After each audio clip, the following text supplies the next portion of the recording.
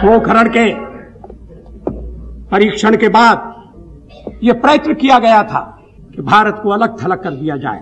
हमें विश्व में अकेला करने का प्रयास हुआ था। आर्थिक प्रतिबंध लगाए गए थे। यह उम्मीद की जाती थी कि भारत इस चुनौती का सामना नहीं कर सकेगा, लेकिन ऐसा नहीं हुआ। हमने भारत की सुरक्षा की आवश्यकताओं को अनुभव करके पोखरण का विस्फोट किया। आज जो भी विदेशी भारत आता है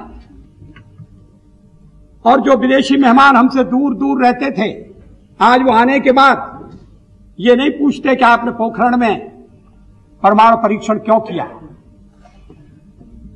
वो हमारे साथ व्यापार की बातें करना चाहते हैं, आर्थिक सहयोग को बढ़ाने की बातें करना चाहते हैं, हमारे सुरक्षा के तकाजों के बारे में उनमें एक नई समझबूझ पैदा हुई है। हमारा परमाणु परीक्षण केवल शौर्य प्रदर्शन के लिए नहीं था, हमारी सुरक्षा की आवश्यकताएं उसके साथ जुड़ी हुई थी।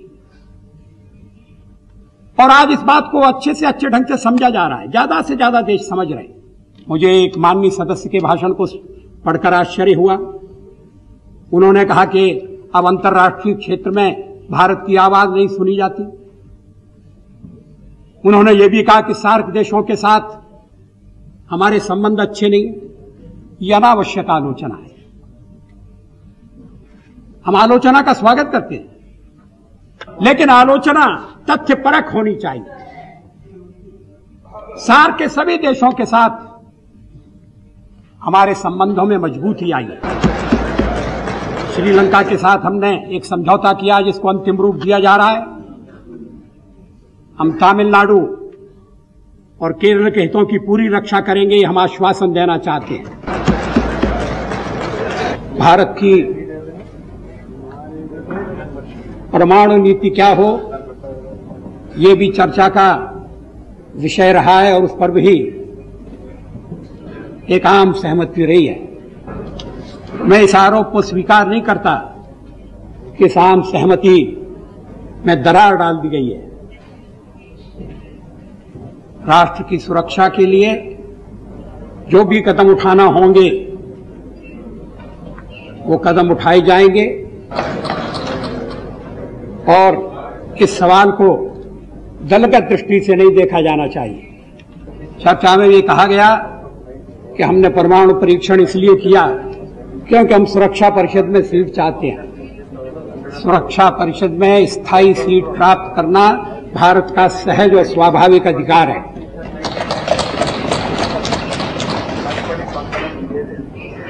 विश्व बदल गया।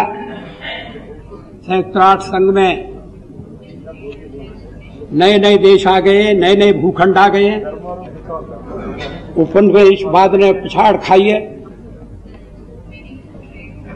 स्वतंत्रता की लहर आई है और आज का जो संयुक्त राष्ट्र संघ का ढांचा है वो विश्व की वास्तविकता को प्रतिबिंबित नहीं करता। क्या सुरक्षा परिषद की स्थायी सदस्यता किसी की दया पर निर्भर होनी चाहिए? क्या इसका निर्णय लोकतांत्रिक तरीके से नहीं होना चाहिए? लेकिन इसके लिए हम परमाणु परीक्षण करें, यह हास्यास्पद है। श्री संगमा ने इस बात पर भी बल दिया था और मैं उनसे सहमत हूं कि देश को जहां सैनिक दृष्टि से तैयार होना चाहिए वहां आर्थिक दृष्टि से समृद्ध बनाने की बड़ी आवश्यकता है। लेकिन आर्थिक समृद्धि और सुरक्षा की आवश्यकता, इनमें अंतर्विरोध नहीं है। हम अपने साधनों का इस उत्तमता से उपयोग कर सकते हैं, कर रहे हैं। राष्ट्र सुरक्षित भी रहे और राष्ट्र में समृद्धि भी आए। श्रीमती इंदिरा गांधी के जमाने में भी एक परीक्षण हुआ था। 24 साल तक हम प्रतीक्षा करते रहे। जिन्होंने एटमी हथियारों के अंबार लगा रखे हैं वे अपने अंबार खत्म करें। ऐसे विश्व की रचना हो जिसमें एटमी हथियार न हो, यह हमारा प्रयास सफल नहीं हुआ। पोखरण के बाद जो अणुशस्त्रधारी देश हैं उन पर इस बात का दबाव पड़ रहा है कि वे आणविक निशस्त्रीकरण की दिशा में कदम बढ़ाएं। पिछले कुछ दिनों में हमें जिन सम्मेलनों में भाग लेने का अवसर मिला और इसके साथ यह सवाल भी जुड़ा हुआ है। कल कई माननीय सदस्यों ने इस बात को दोहराया कि भारत अलग थलग पड़ गया है। कहां अलग थलग पड़ गया है? 100 करोड़ के देश को कौन अलग थलग कर सकता है? कैसे भारत की उपेक्षा की जा सकती है? चाहे वो गुटनिरपेक्ष देशों का सम्मेलन हो, या मनीला की बैठक, या सार्क का शिखर सम्मेलन, उसमें हमारी भूमिका, उसमें अन्य देशों के साथ हमारी बातचीत और सार्थक बातचीत, ये क्या अलग थलग पड़ने की निशानी है? सार्क के शिखर सम्मेलन में भारत की प्रमुख भूमिका थी। भारत के अलग थलग पड़ने का सवाल ही नहीं है। मनीला में जो कुछ हुआ, 2 बैठकों में हमने देखा, सभी देशों के नेताओं से हमारे प्रतिनिधिमंडल की बातचीत हुई। भारत की सुरक्षा के बारे में अब जागरूकता बढ़ी है।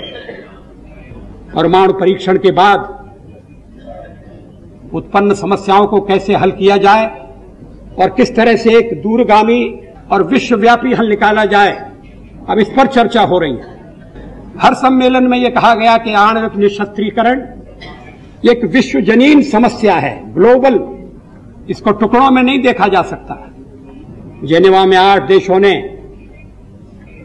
अलग होकर एक वक्तव्य दिया जिसमें कहा कि जो बड़े बड़े देश औरों से कहते हैं कि आप अणुशस्त्र मत बनाइए, हथियारों की दौड़ में शामिल मत होइए, वे स्वयं अपना आचरण देखें, वे स्वयं